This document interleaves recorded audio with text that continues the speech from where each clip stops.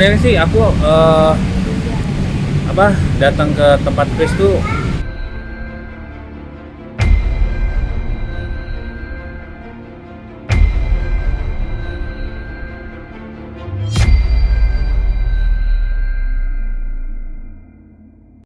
sekedar wawancara biasa ya, ngisi podcast, dan banyak pembicaraan itu pun yang sebenarnya bukan membicarakan Fas, tapi di akhir podcast itu si Chris memberikan kesempatan gue untuk berbicara, lu mau minta maaf sama siapa atau ada pesan-pesan yang mau disampaikan. Nah di situ gue berbicara, gue minta maaf terhadap Virus dan keluarganya atas kelakuan gue kemarin, atas ucapan gue kemarin. Terus juga gue minta maaf sama Sony juga, dan terima kasih sama mereka yang sudah mengurus Fas dengan baik.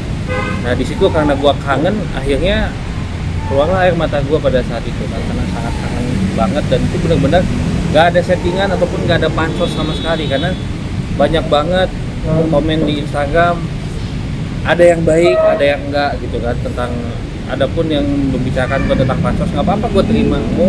Sekarang pun siapapun orang yang mau ngebully gue tampung gitu. Karena apa? Mereka pantas ngebully gue karena gue udah mengeluarkan statement yang jadi bahan bulian mereka, dan statement itu salah sehingga gue bisa masuk dan menjalani hukuman gue kemarin. Spontan atau gimana sih Bang? Oh, itu spontan tanpa dikonsep gitu. Kalau ngomongin pasti gue sedih ya, karena gue belum bisa jadi ayah yang baik buat dia. Terus juga gue belum bisa bersama sama dia, gue belum bisa ketemu sama dia gitu kan, karena gue sendiri untuk ketemu jujur malu. Kenapa malu? Karena dengan kelakuan gue kemarin, gue jadi malu untuk ketemu dia, dan ada timbul sebuah ketakutan dari gue apakah dia mau ketemu gue apa enggak. Tapi itu wajar, menurut gue wajar.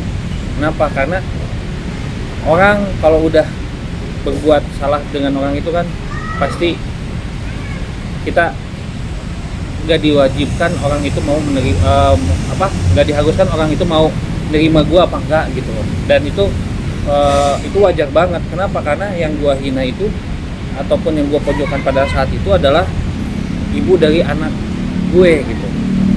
Dengan gue bapaknya, bukan orang lain. Jadi gue takut suatu saat gue diizinkan ketemu, pasti nggak mau ketemu sama gue. Tapi gue berpikir positif, dia pasti ketemu sama gue. Dan kalaupun misalnya ada halangan, gue pasti nunggu sampai kapan gue bisa ketemu sama gue.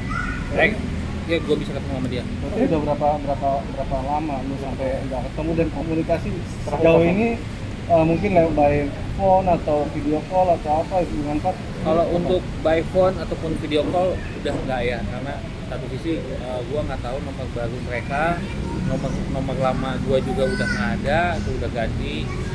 Nah, jadi komunikasi terakhir aku menyampaikan permintaan maaf dan izin untuk ketemu itu lewat Instagram, lewat DM. Kapan gitu? Udah lama sih, waktu pertama aku keluar, terus pas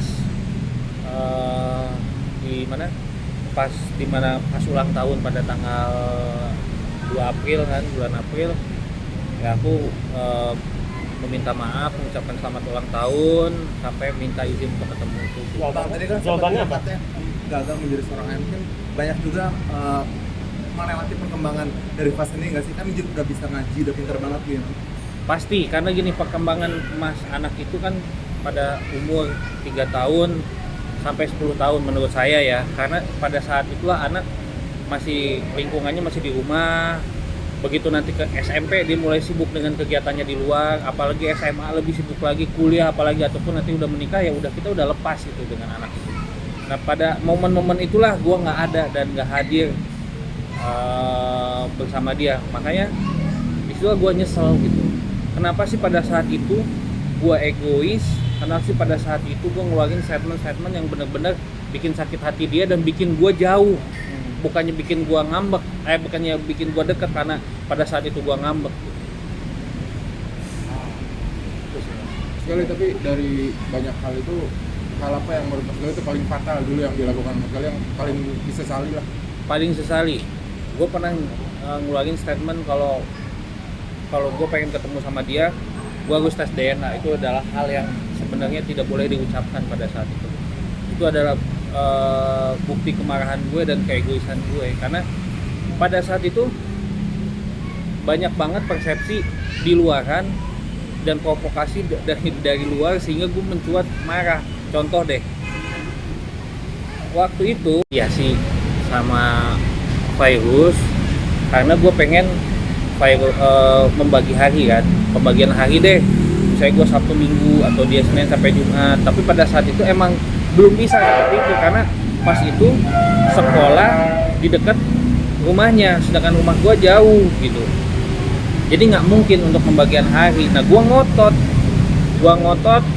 karena pada saat itu juga Virus berbaik hati, sok silahkan mau ke rumah kapan aja, sok datang.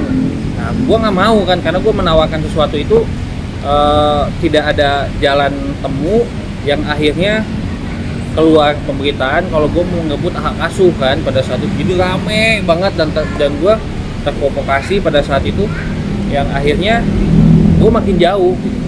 Ya udahlah, kalau emang nggak mau diizinin ataupun nggak mau mediasi, berarti itu bukan anak gue. Nah itulah ucapan itu yang sampai sekarang gue sesalin. Sebenarnya nggak usah terucap kata-kata itu. Karena apa? Karena dari dia lahir, dari Virus hamil, kan gue ada di situ.